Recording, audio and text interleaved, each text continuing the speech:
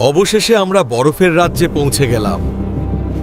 চারপাশটা কত সাদা আর সুন্দর, তাই না বন্ধু? দেখো এই গুহাটা, মনে হচ্ছে নীল হীরা দিয়ে তৈরি। সাবধানে পা ফেলো, এখানে খুব পিছল। পুরো লেকটাই বরফ হয়ে গেছে। চলো আমরা একটু বরফের ওপর পিছলে খেলি। অবিশ্বাস্য, এই কনকনে ঠান্ডার মধ্যেও এই সুন্দর ফুলটা কিভাবে ফুটে আছে।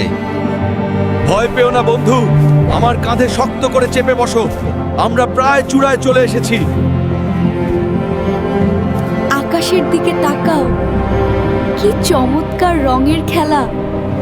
এই দৃশ্য আমি আগে কখনো দেখিনি। অনেকটা পথ হেঁটেছি আমরা।